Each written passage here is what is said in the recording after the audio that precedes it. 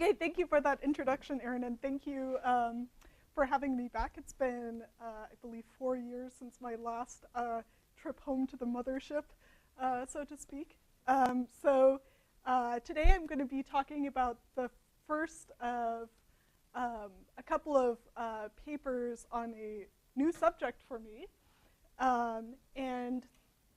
namely the sun at GeV energy levels. So this is work in collaboration with a bunch of OSU and ex-OSU people. So Karsten Roth, who was a CCAP senior fellow for 5 years, but is now an assistant professor at Sungkyunkwan University in Korea. John Beacom at OSU, and the man who made it all happen, Kenny Eng, who is currently a grad student at OSU. He is on the job market this fall, and he is amazing. Like, none of the stuff that I'm going to show you would have been possible with pretty much any other person working on the subject other than him. Okay, so I recently had a baby at the very end of December, just barely being a 2014 tax write-off. And so this has launched me into the world of children's literature, which I have to say very much promotes the anthropic view of the universe. The first book that we read with him, The Sun Shines All for You. No, the sun keeps shining regardless of whether the baby's there to read this book or not. But it is true that the sun, as our nearest star, is really our touchstone for a lot of both fundamental physics and astrophysics. So the sun, our nearest star, is only microparsecs away, so we can really study the heck out of it. So this is an image of the sun taken with various instruments on the Solar Dynamics Observatory, looking at the sun in a variety of wavelengths from optical up to X-ray. You can see all sorts of very interesting features. It helps that because we're only microparsecs away, 1 arcsecond is of order the distance from here to Trenton. So you can see a lot of stuff on the sun. So we can really study it very well with photons. We can also study the sun with neutrinos.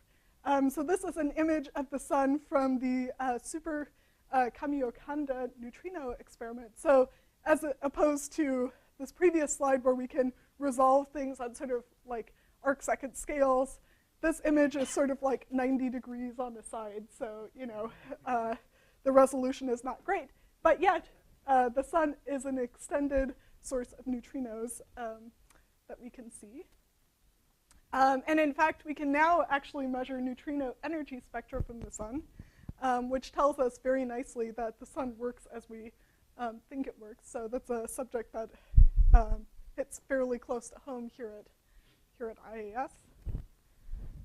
But the other thing that we can probe the sun with is cosmic rays. So the sun is a prodigious producer of lower energy cosmic rays. So cosmic rays stream out of the sun and entrain magnetic fields, do all sorts of interesting things. And those charged particles interact with us. They distort the Earth's magnetic field and produce pretty aurorae, and also occasionally also disrupt our communications system. Okay, so we can probe the sun using really this multi-messenger approach, and we can really study the heck out of it. We can learn a lot of interesting things about the astrophysics of stars, but also fundamental physics. So let me remind you that the element helium derives its name from helios, the Greek word for sun, and that's because during the 1868 solar eclipse, people were able to probe the chromosphere and corona, and there was this interesting line feature at about 5,700 angstroms, really 57, I think 86, which is a helium line. So the sun, so that eclipse was great. This the gentleman scientists at the time discovered the chromosphere and corona, but also discovered helium. Through a combination of optical observations as well as neutrinos, we know that our solar models work really, really well, which is important when we're trying to study other stars. So this is just a nice image of what the sun's convective cells look like in a simulation. And the neutrinos let us know that basically nuclear fusion precedes the center of the sun to power the sun exactly as we think it does. So through this combination, we've learned that our solar models are great, and we have learned that neutrinos oscillate, or in other words, as I like to think about it, astrophysicists are not idiots. When we predict some number of neutrinos, they must be there, even if they have oscillated into species that we have a harder time detecting. Okay, so fundamental astrophysics as well as physics. We also can see that the sun is very active, and there's a lot of high energy stuff going on. So the sun magnetic field is powered by a dynamo, and through convection, the convective layer and the MHD that goes on outside of it, we can see all of these interesting magnetic features. It's a very dynamic place. So here's an image of what the sort of large-scale field of the sun looks like, as well as sort of what some of the smaller scale fields look like. So we've learned something about how the sun sort of operates, but the sun is also a fascinating laboratory for MHD. Okay, so what I want to talk to you today about is the sun at GeV. Basically, what can we learn, both in terms of sort of fundamental physics and astrophysics, by looking at the sun in the GeV energy range. So the outline for the rest of this talk is going to be, first of all, I'm going to sort of outline what sort of things that we could learn. Then I'm going to talk about some of the data that exist where we can already start learning some interesting stuff about the sun at these wavelengths. Going to talk specifically about, and this will become more clear soon, what the implications of our observations are for basically cosmic ray propagation in the inner solar system. And we'll have I'll at the end discuss some implications for detection both in gamma rays and neutrinos at higher energy levels. So this is going to be something that is going to be of high interest to our experimental colleagues on HAWK and IceCube. Okay, so let me delve into what we can learn by observing the sun in the GeV energy range. Okay, let me pause. Are there any questions so far, or no, it's still good? Better than at my thesis defense, where it took me a half hour to get out of slide 3, seemingly, of my defense. Okay, so what can we learn about the sun at GeV? So one thing that I should say, first of all, that we learn about non-thermal processes on the sun. So even the corona of the sun, which is a couple million keV, that typical energy is sort of, 2 million Kelvin, that energy is about a keV. So that's 6 orders of magnitude short of a GeV. So the things that we learn about are really non-thermal processes in the sun. So one of the non-thermal things that we learn about is dark matter. So maybe some of you who've known me for a while are wondering, why is this person who mostly thinks about dark matter, why is she giving a talk about the sun? And that's because one of the things which I also investigated in my PhD thesis is sort of what you can learn by looking at the sun about dark matter. So how does this work? So the solar system basically is bathed in dark matter from our fluffy Milky Way dark matter halo. And occasionally one of those dark matter particles, here labeled chi, runs into the sun and whacks into a solar nucleus, deposits some energy, and then sort of like orbits around and eventually, scatters again and again until you form this dense little dark matter core in the sun. The dark matter particles, we believe, or we strongly hope, are self-annihilating. And then those dark matter particles annihilate, produce a bunch of standard model crap, some of which is neutrinos, and those neutrinos are things that we can detect. So by looking at the sun in sort of GeV to TeV neutrinos, we can sort of probe the dark matter's cross-section with normal matter. So in particular, the annihilation rate is almost certainly governed by just the capture rate of dark matter in the sun, which means that we set a limit on the elastic scattering cross-section. And since the sun is basically a gigantic ball of protons, the thing that we're most sensitive to is the spin-dependent WIMP, or rather dark matter particle proton scattering cross-section. So this is a plot of cross-section on this axis and dark matter particle mass on this axis, sort of GeV. And these experiments, so Super K and Antares, Bach Sun, and IceCube are all neutrino experiments. And the limits that they can set on this cross-section are much better than current limits from direct detection experiments. So these are direct detection experiments or dark matter experiments that are essentially big vats of nuclei buried deep under a mountain or underground on Earth, and you just wait for a galactic dark matter particle to whack into one of your nuclei. So anyway, the sun right now sets the best limits for this type of cross-section. Some of them do, yes. They lose energy, yeah, because they're hitting, yes, yeah.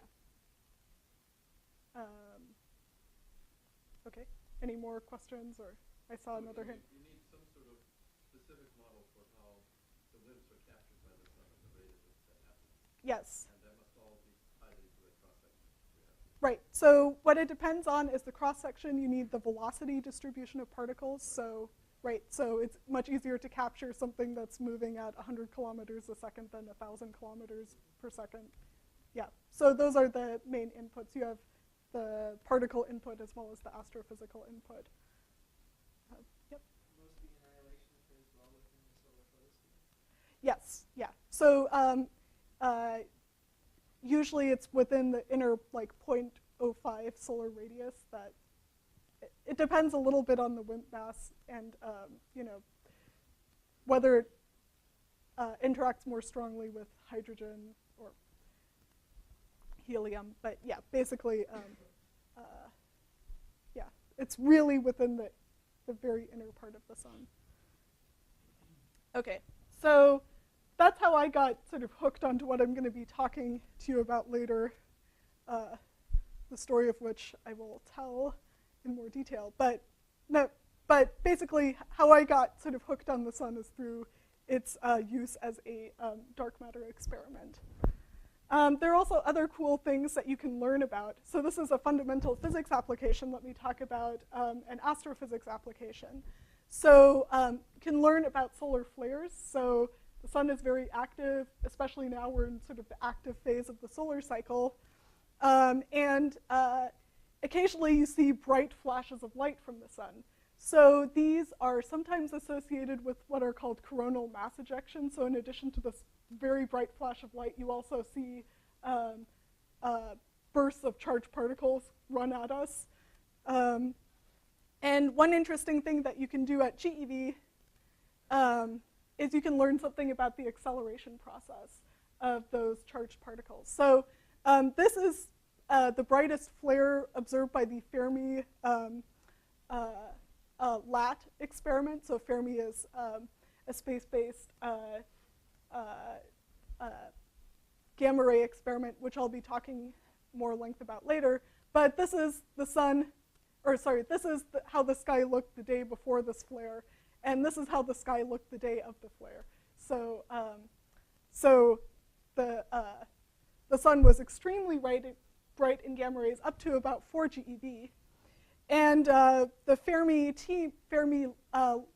LAT team basically looked at the spectral evolution of the flare in GeV. So this is a couple hours after peak, 3.5 and 5 hours, and the whole flare lasted about 20 hours.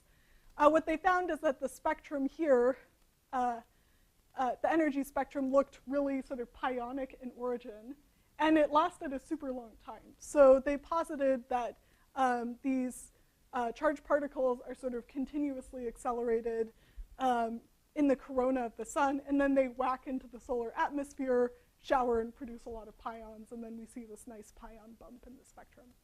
So that's a nice bit of astrophysics, of learning how particles are accelerated in the very complicated magnetic environment of the sun. The thing, though, that I'm going to spend the rest of this talk describing is basically how we can learn about charged particle propagation in the inner solar system by looking at the sun in GeV. Okay, so there are actually two distinct signals, or two components. We have an inverse Compton halo, and we have a solar disk component. And I'll be describing basically a little bit of the theory behind these two signals and then observations after that. Okay, so the first thing that we can look for is inverse Compton. Basically, cosmic ray electrons interact with solar photons, upscatter them to GeV. And so basically, the signal that you get depends somewhat on how charged particles actually propagate in the inner solar system, because you'd like to have lots of cosmic ray electrons sort of in the denser photon field of the sun. But the key signatures of this sort of interaction are that we should only see photons, okay, because it's cosmic ray electrons hitting sort of EV scale photons, so we should really only see photons. We expect for this signal to be extended because there are lots of cosmic ray electrons in the inner solar system. There are also a lot of solar photons, so this should be an extended source. And we expect that the spectrum should peak in the sort of GeV range. So there's the way you can think about this in sort of an order of magnitude sense is that, for reasons that I'll show in a little bit, the electron spectrum is sort of peaked around sort of GeV energies. And so the gamma factor for inverse, when you consider inverse Compton, the energy of the outgoing photon sort of goes as the electron gamma factor square times the photon that you hit. So gamma here for the typical electron near the peak of the spectrum is sort of order 10 to the 4. Solar photons you can imagine as being sort of 10 EV, and so the typical energy that you expect to get from this inverse Compton halo is sort of GeV range. Why is the solar photon changing? It's just sort of order of magnitude. It's really more of order EVs, but within sort of factors of a couple,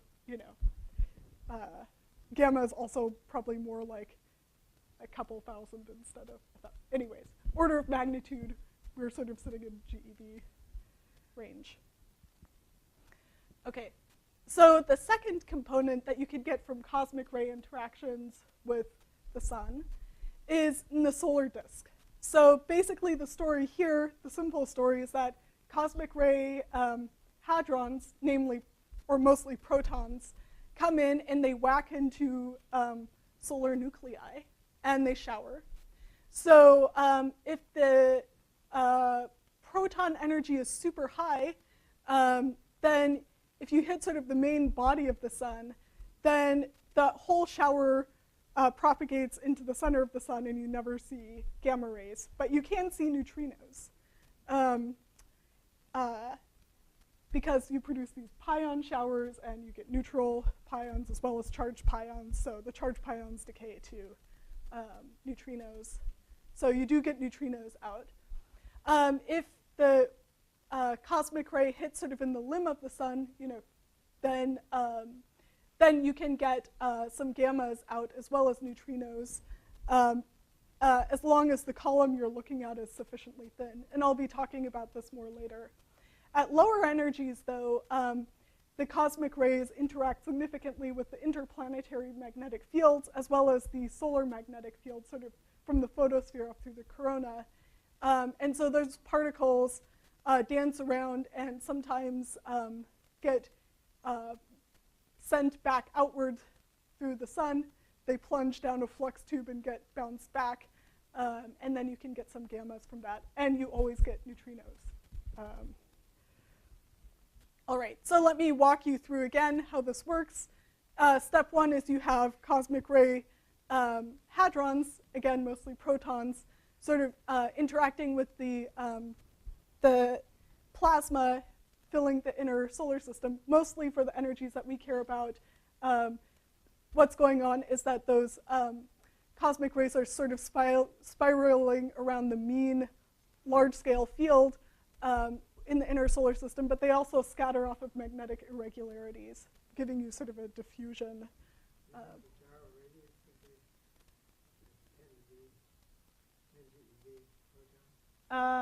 So the gyro radius is much smaller than the radius of the sun.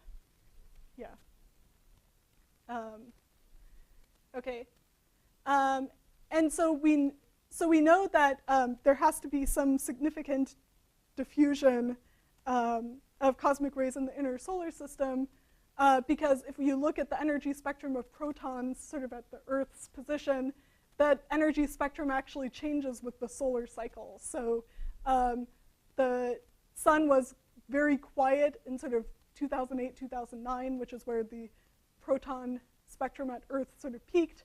And as we went back earlier in time, this is a plot from a Pamela paper. Pamela is a satellite cosmic ray experiment. If we were sitting just in the local interstellar space, this proton spectrum would just continue to go up like this. And so the fact that we see this turnover tells us that charged particles of this energy are having a hard time diffusing into the heliosphere. Okay, so we know that, particles diffuse around and that the magnetic fields in the inner solar system actually matter, and outer solar system matter a lot. The second step that you have to think about when you're considering how these cosmic ray hadrons interact is that you have to consider what happens as these cosmic rays get close to the corona and then the chromosphere and photosphere of the sun. So the magnetic fields go up, way up in sort of the edges of convection zones. And cosmic rays basically get mirrored out of these flux tubes before they can get too far. Basically in order to conserve magnetic flux, like those particles just cannot go super deep in. Okay, so we've got cosmic rays sort of propagating into the solar system and then into the sun, possibly bouncing out. And then some of them interact and they shower. And the sort of main physical generators of things that we want to see are neutral pions that decay to photons. Charged pions decay to neutrinos, but you can also, through the charged leptons here, initiate electromagnetic cascades if your column is thick enough. So you can get photons out either by neutral pions or by electromagnetic cascades, and you get neutrinos out from just basically charged pion decay. Okay, so that's how you can generate lots of GeV photons and neutrinos. No, so these are like galactic cosmic rays. Yeah. Yes. So, okay. So actually figuring out what you expect for a signal is a little more complicated than the inverse Compton. So inverse Compton is pretty simple. We know what photons the sun produces. We also have a reasonably good handle on what the electron galactic cosmic ray spectrum looks like, and that's really all you need. For the solar disk part, a lot depends on the magnetic fields and basically where particles can actually hit the sun and shower. So the intuition for what we expect is a little, I mean, you can get some intuition for what we expect, but the prediction is not as, I would say, airtight as for the inverse Compton component. So one thing that we can probably say, is that the spectrum should be pretty pion dominated. That is certainly true for the neutrinos. But even for the photons, it's probably pion dominated because basically the electromagnetic showering length has a similar optical depth to protons hitting other protons. And so if you want to get gamma rays out of your system, the column cannot be too thick, otherwise you sort of absorb everything, which really limits the electromagnetic showering component. So in order for the column to be thin enough that you actually get gammas out, you're not going to initiate showers. You're only going to really mostly see the pion contribution. So probably the spectrum should be pion dominated. Also, probably not all the protons scatter would be our intuition, because those a lot of the cosmic rays get mirrored out of the sun at fairly low columns, so they have a pretty low probability of scattering. However, the overall normalization in spectrum probably depends on just how those charged particles can propagate in the inner solar system and in the sun, and that is a large source of uncertainty, which I'll talk about in a minute. And then, finally, you should get neutrinos as well as photons. So this leads me to the anecdote of how I actually got involved in this in the first place. So one of the papers that I submitted as part of my thesis was looking at dark matter annihilation in the sun. So I get back the most useful referee report I've ever gotten in my life, which said, oh, this is very interesting, but have you considered this foreground of cosmic ray interactions in the sun? Is that something that you have to worry about for your signal? And so I dug through the literature and discovered that there were very few calculations, and moreover, we were soon going to get Fermi data and could maybe actually try to empirically determine what our neutrino foreground for dark matter searches should be.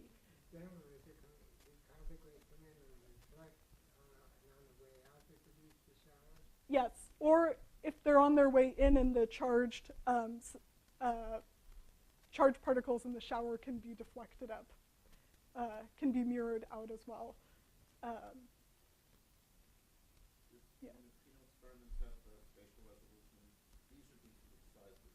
Yes. Yeah, so they don't have the resolution at sort of the GeV to TeV energies that are most interesting for dark matter searches, and that's just due to kinematics more than anything else, that if you have a neutrino coming in and hitting something, the outgoing muon, if you want to get a track, which is relevant for IceCube, there's some kinematic angle that is large compared to the size of the sun.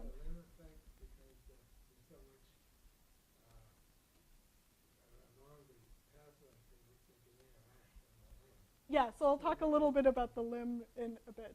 But yeah, so up until this year, there had not ever been a limb calculation. So I'll show you the first ever limb calculation in just a little bit. We are also coming to that basically instantly. Okay, so I just wanted to give a little bit of the sort of theory behind how you make the sun glow in GeV. So basically, inverse Compton, solar disk, inverse Compton, the theory, there are fewer uncertainties. For the disk, as I'll show you, there are large uncertainties. So the way you constrain the uncertainties most prominently, which I'll get into more very soon, this thing about charged particle propagations, what you really want is some data and try to constrain these uncertainties with data. Let me just skip that. Let's go to the data. All right, so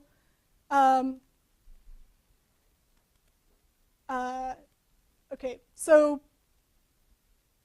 the sun was only marginally detected with egret. So egret was a gamma ray satellite from the 90s, or an instrument in the 90s. So the sun was, you can see here in sort of 100 to 300 MeV sort of seen. These pixels are smoothed on sort of 3-degree scales. Yeah. So, so basically, because the pointing is, or rather the PSF is so huge, you're really, dominated by diffuse backgrounds.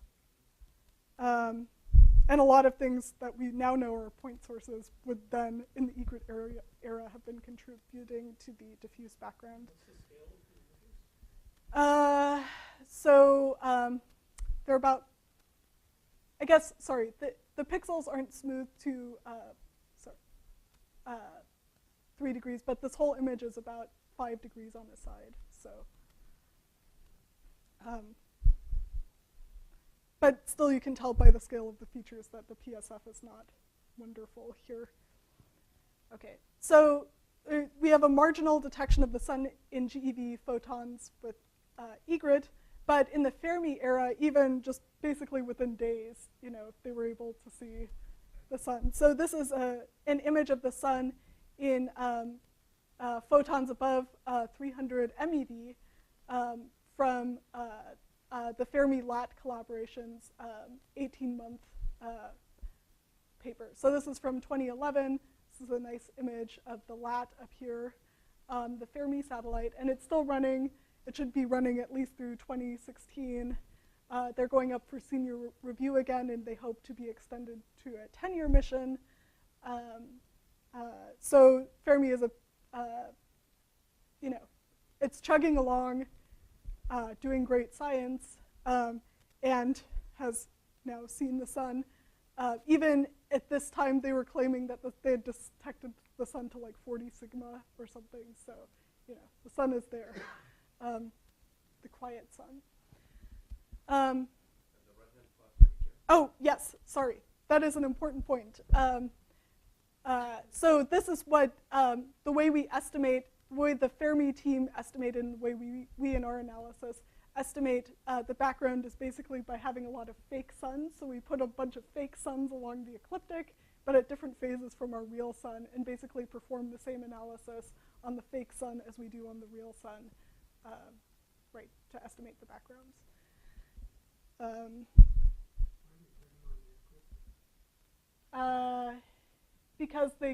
Because you trace out the same path as the sun, so anything that for the background, yeah. Okay, so this is the Fermi team's result, where they, so this is again looking at the angular spectrum, or the angular distribution of photons from the sun for photon energies above 300 MeV. And they find both in inverse Compton, which is this line here, and disk component, which is great. So the disk component is narrow. Here it's sort of wider than sort of the size of the sun, because you're really dominated here by these 300 MeV photons, which have a large PSF compared to higher energies. So once you get to about a GeV, the PSF drops to only slightly bigger than the size of the sun. The interesting thing, though, comes in looking at the energy spectra. So on the left, I'm showing the energy spectrum of the inverse Compton component. So the two sets of lines here, this is within 5 degrees of the sun, and this is sort of within 20 degrees. And these 3 different models here are different models of propagation of electrons in the inner solar system. And you can see here that maybe the shape is a little off, although it's within the uncertainties maybe a little hard to tell. But in any case, the prediction of the inverse Compton fairly closely matches the observation. But the same cannot be said of the solar disk. So these two sets of lines here come from the only rigorous calculation of what the solar disk should look like. So this is a calculation done by the University of Delaware group, so Seckel, Stanov, and Geisser from 1991. And they had two basically different models of what the solar disk should look like. So these lines up here show what the sun looks like, assuming that basically there's no additional modulation of the protons in the inner solar system with respect to the Earth, and that basically all protons that hit the sun shower and produce some gamma rays. And this is their prediction for when you take, well, they had a model for cosmic ray propagation in the inner solar system, and this is their prediction with their propagation scheme. These two sets of lines depend on how they propagate the showers through the magnetic fields of the sun. But yeah. So to get the Fermi data here, you take the spatially resolved spectra that you would have on the previous slide, you assume the two templates, and then the spectra are both free but assumed to be universal at all positions. Yeah, so that is basically how the Fermi team did theirs. So I'll talk about our analysis basically right now. But I just want to point out that the observations lie right here. Spectrally, it really looks like a flat E² spectrum, which was not expected. And it sort of lies between sort of this model is obviously wrong, but this was sort of their best estimate of the Seckel et al.'s best estimate, and it's also in normalization off. And the prediction and the Fermi team's observations did not extend above 10 GeV. And you would really like to look above 10 GeV in order to really see what the spectral shape looks like. Yep? I would imagine it also depends a lot on what you assume on the distribution of the gamma rays produced. If, for example, all the photons or half the photons can scatter on the way back to the mirror, then you get many more gamma rays. Yeah. So here they did do a Monte Carlo of where they expected the particles to shower, and so, they did it by Monte Carlo within their framework.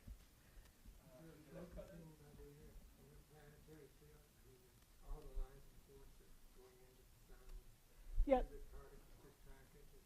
So I'll talk about that also very soon. You're anticipating, yes. The normalization in their models, the normalization is not free here. At least for their models. It's just they take a couple of ansatzes for the electron, how the electron spectrum changes in the very inner solar system, and yeah. So the normalization is not free. Yeah. Okay. Oops. What? Oh, okay. Sorry.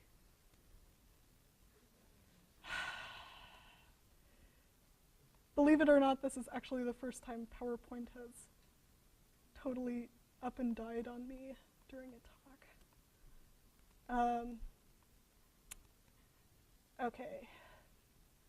All right. So the rest of okay, we're back.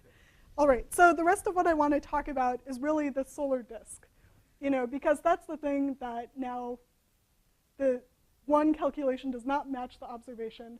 We have a ton more data with Fermi, and we can go above 10 GeV, which is what we really want to do, because clearly those photons are not cutting off by 10 GeV, even in the 18-month analysis. So we want to figure this out.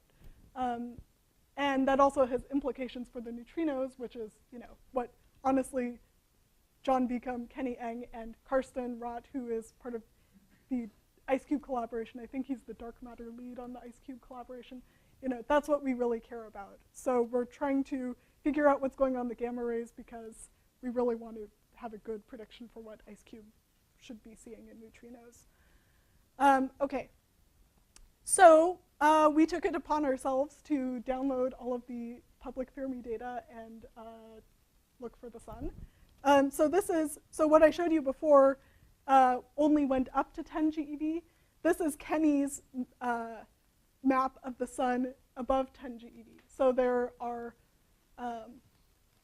you can see the sun. This is the fake sun. So again, this is one of these, other points along the ecliptic that we sort of follow along to estimate our backgrounds. And there's no spot at the center here, and there's a nice big spot here.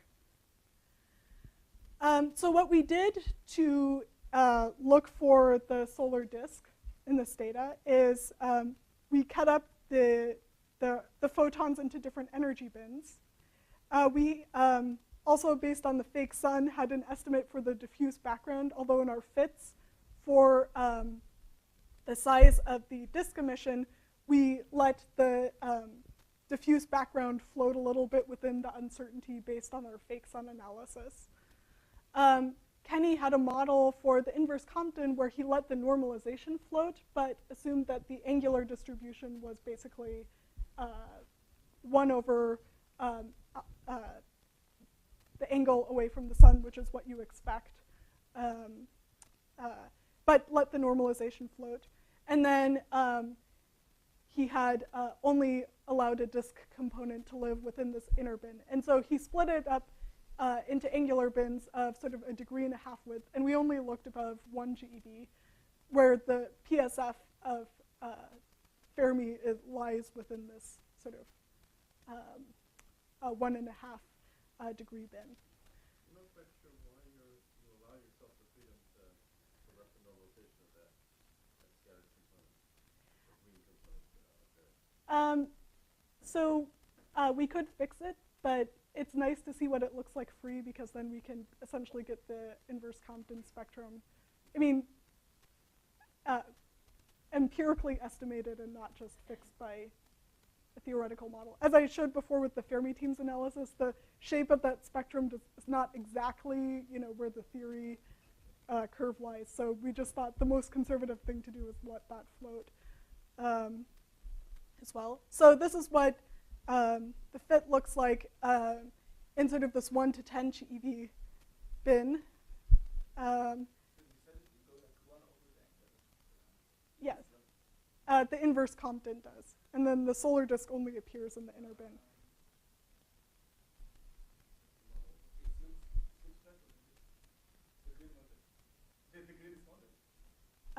Yes.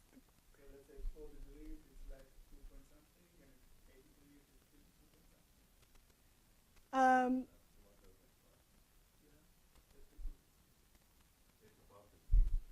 Yeah.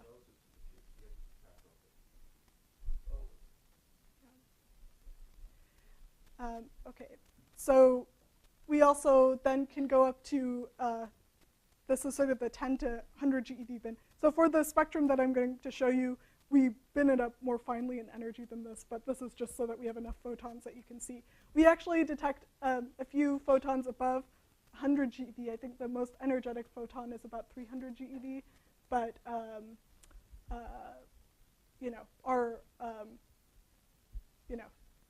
there's only so much you can do with 3 photons, so we cut off the analysis at 100 GeV. This little inset shows you what happens when you bin things up more finely towards the center of the sun. But in any case, we really robustly detect both the disk and the inverse Compton. So, I'm sorry, if you can go back one again. I mean, I looked at the data and it actually looks pretty flat out there. And there must be a degeneracy between that part and what you take as the amplitude of the diffuse background. Yes, yeah, so there's a little bit of a degeneracy out there. But if this amplitude were, a little too high, then we wouldn't expect the shape to match up quite as well. So we fixed the angular shape of the signal, of the inverse Compton signal, but let the energy normalization flowed. So there is a little degeneracy, but we can beat it a bit by having two different angular distributions for the two components. Roughly how many photons is this all based on? Oh, that's a good question. I should have asked Kenny before, but it's like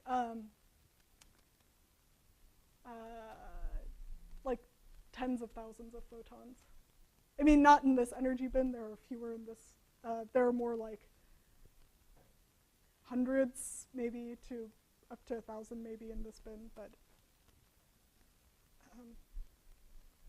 there are many photons. So this is our best estimate now of the solar disk component. So there are a couple of interesting things to point out here. So this is, again, the sort of Sekal et al. Sort of best estimate range. You can see that we're, above here. But you also see that the spectrum is not softening that much at higher energies. But you also see here that we don't actually match the 18-month Fermi data.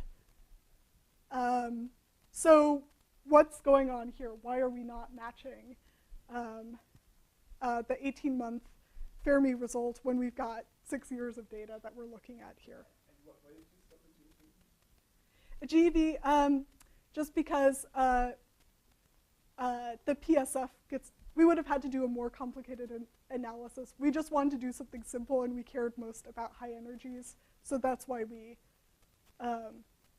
cut it off, because that's where the PSF is nice and small, and we can get away with a much cruder diffuse analysis than we otherwise would. Can you repeat where these photons are coming from? The cosmic ray hits the sun and, Yep. and you get a shower. Yes. Yes. But it's mostly reflected cosmic rays off the sun? Yeah, so I'll show you. So that is true. It's mostly, we think, galactic cosmic rays reflected off the sun, but I'll show you our estimate for the limb component in a second, which will show why. So the other reason why we think that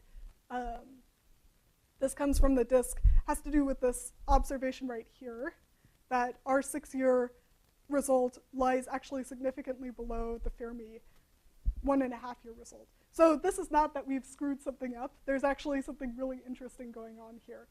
So when we do our, well, this is the 2-year analysis, not 18-month, but Kenny's also done the 18-month. We actually basically exactly reproduce what Fermi sees when we do the 18-month. This is 2-year. But when we break up our data set into 2-year bins, so this bin here is sort of basically 2009-ish with a little bit of 2010 and a little 2008 in. This is the next 2 years, and this is sort of 2013, 2014. You see that within sort of about 10 GeV, the normalization of the spectrum really goes down with time. And this is within the 1 to 10 GeV energy range, very significantly detected. So in order to assess how significant it is, what Kenny did is we looked at like a fake sun. So again, we have to estimate our backgrounds and so forth. We've got fake sun either trailing or ahead of the sun. We do our full analysis on that.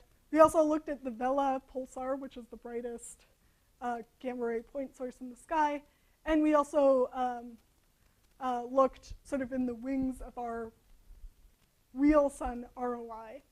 And what we find is that for sort of sources that should be, on scales of months or years steady, namely the fake sun, Vela, or the outskirts of our ROI, we don't see any time variation in the signal, but within 1 to 10 GeV, the solar disk, we see a very strong time dependence in the data. So, Is it continued with the solar cycle? yeah, so, right. Reflecting of the solar wind? Yes, yeah, so that's exactly, what the timing is very good. So, for that. So, I'll show you more in a second too, but yes. So it's very closely tied to the solar cycle. We can also unpack the data to make sure that we don't have anything weird going on. Like, one of the things that we worried about is, do we have basically flaring sources in the field that are creating some background for us? Let me walk you through the data. So this is the first 2 years of analysis. So Kenny's bin things in sort of 2-day periods. These are photons above a GeV. You can see that the normalization is starting to go down a little with time, but there are no weird outliers if you look day to day. The normalization is still going down in years 3 and 4, but we've got this like big bump up here. So what's that? So that is that whopping flare that I showed you back when I talked about flares. So we've cut this from our data set. It's very, very bright, clearly, but only lasts for about a day. So actually for this time window, it's less than a 10% contaminant. Okay, and then years 5 and 6, as we're getting deeper into the active phase of the sun, as the sun gets more active, we expect to see more flares. And indeed, this is also a well-known flare. So basically, we've like rediscovered some flares, which is good. But for us, it's a contaminant. We want to know what the sun's doing sort of on average, not when we have these gigantic blasts of gamma rays from presumably magnetic reconnection events. Okay, so let's talk a little bit more about this and what it implies for the solar cycle and the magnetic fields associated with the solar cycle. So another piece of evidence that really in addition to this time series data, what's going on is that we can look at what should really be a steady source of photons, namely the limb, where you've got cosmic rays coming in and in the limb, and they don't worry about so much what the magnetic field looks like. You don't have to worry about mirroring. They just should, penetrate a bit through the atmosphere of the sun.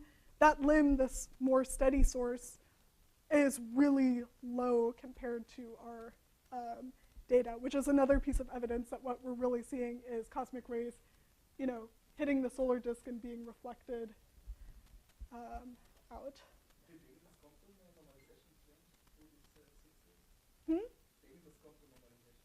Oh, so that is interesting. So Kenny has not looked at that yet because we're really focused on the sun right now, but that's definitely...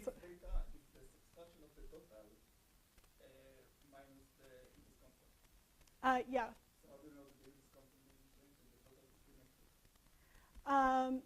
So what I've shown you now is this is just in our fit what we, when we allow just that inner bin to float, that is basically our solar disk component. So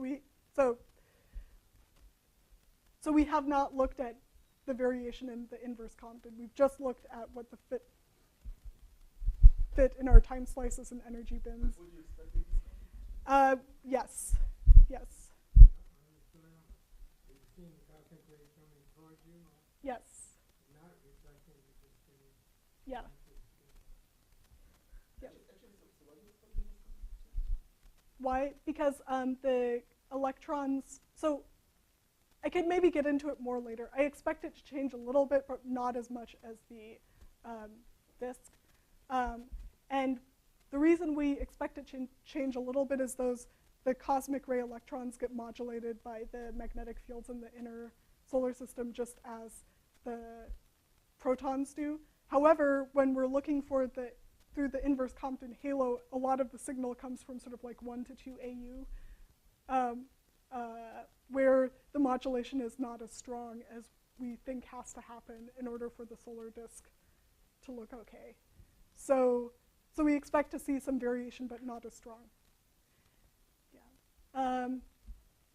Okay. So what we think is going on with our time series data is that the cosmic ray protons are getting very modulated as a function of time, tied to the solar cycle. So the sun gets more magnetically active.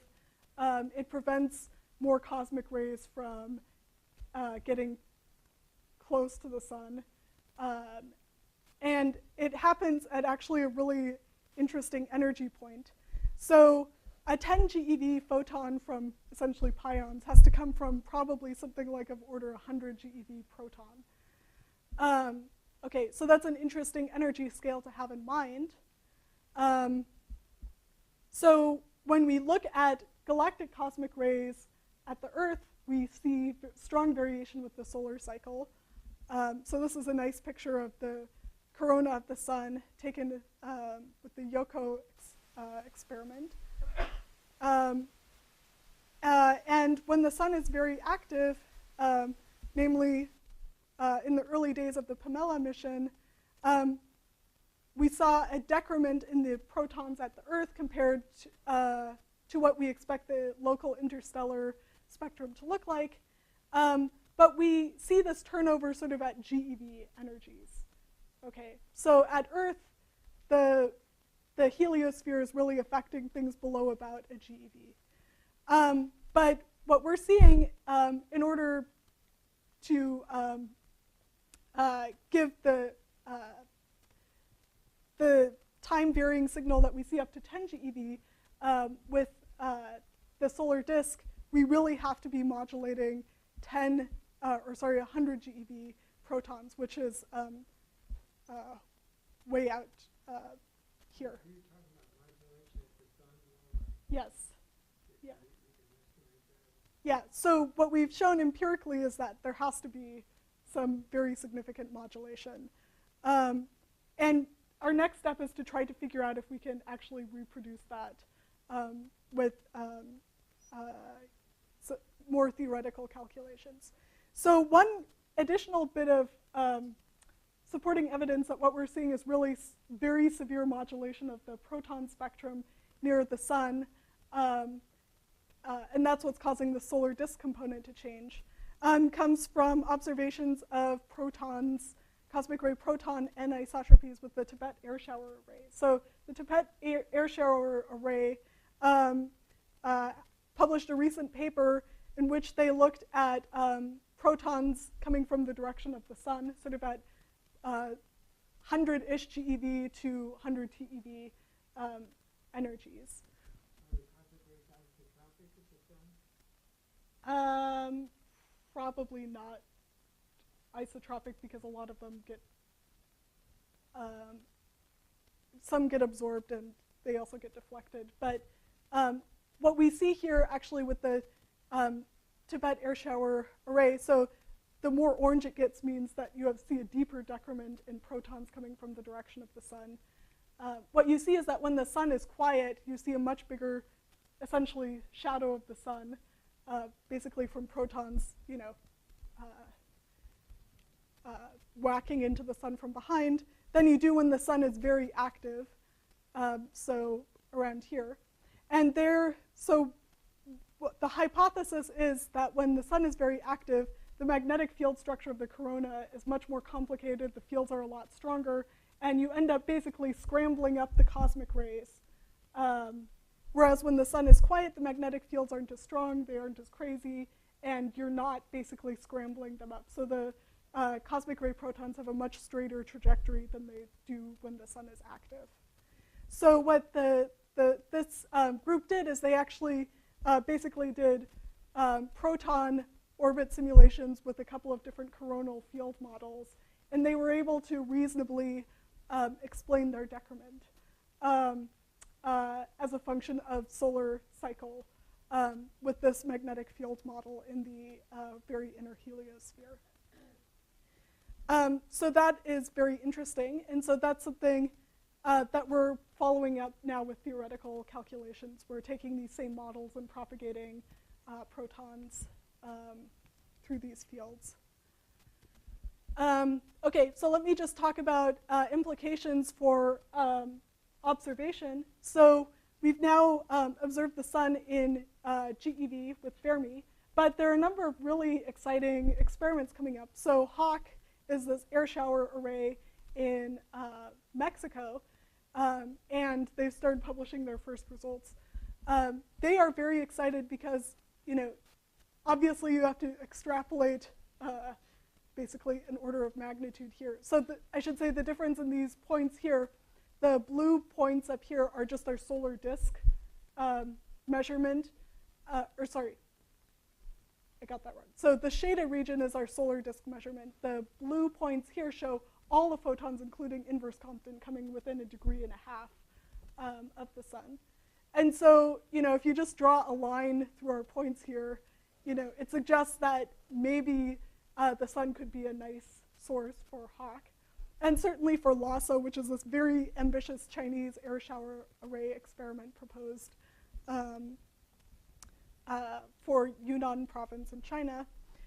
Of course, what we see should actually depends on where the spectrum cuts off. So we do actually expect this to cut off somewhere because at some point you just can't mirror very high energy protons out of the sun because the Larmor radius is way too big. And so at some point we do expect this to cut off. But where it cuts off tells us something very interesting about the magnetic field structure in the photosphere. But it's suggestive that you learn something interesting and possibly see a source of high energy gamma rays in the sun with these experiments. So John Beacom has started talking quite a bit with people in Hawk about that. We also expect to see a neutrino signal, as I measured before. And this is also kind of interesting. So actually we expect the surface brightness of the sun from these cosmic ray interactions to be brighter than the cosmic ray-induced neutrinos coming from Earth's atmosphere. So these few lines here are estimates of sort of the, integrated within the solar disk, what the Earth atmosphere neutrino should look like. We expect the sun should be brighter. So the problem with current searches is that it's concentrated at low energies where you basically get this kinematic smearing of the arrival direction of the muon coming from these neutrino showers. And so basically you soak up a lot of background from these Earth atmosphere neutrinos. Another interesting thing here is that the reason the spectrum is falling so sharply at high energies in this one of the very few theoretical estimates of the neutrinos from solar atmospheric neutrinos is that the sun actually absorbs neutrinos at above about a TeV. So you see a lot of neutrino absorption. That's why this spectrum is not harder. One interesting thing that Kenny's found so far is he's been doing an improvement over the Seckel et al. Calculation of how charged cosmic rays actually propagate in the flux tube and tubes of the sun, and how those charged particles get mirrored. And even for very high proton energies, you actually see some deflection of the protons away from basically just straight line trajectories through the sun. They get deflected away. And that's interesting because then those showers see a smaller column, and you should possibly get actually more neutrinos out of these interactions because they don't get reabsorbed. Okay, so our next steps are to really do this full solar disk calculation. We're sort of halfway there. We did the limb as a warm-up, and we're sort of partway through this calculation. And then the thing that we're really interested in is neutrinos, and that is also something that Kenny's working on. Okay, so let me conclude. I've talked about the sun as a laboratory for both astrophysics and fundamental physics. However, for the GeV part of this talk, I really focused on the astrophysics, namely cosmic ray propagation and so forth that you can get from looking at the sun in GeV. So I showed you our preliminary new result of the energy spectrum of the solar disk with 6 years of Fermi data, and we can see that our signal goes up to sort of the 100 GeV range. I showed you that the solar disk is actually very time variable, which tells us something interesting about charged particle propagation in the inner solar system, and that's something that we're investigating.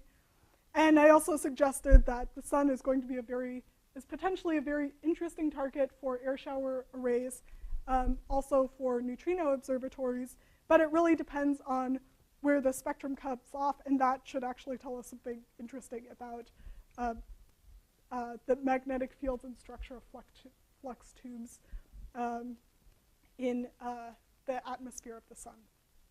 All right, I will leave you with propaganda for my research center. All right, thanks.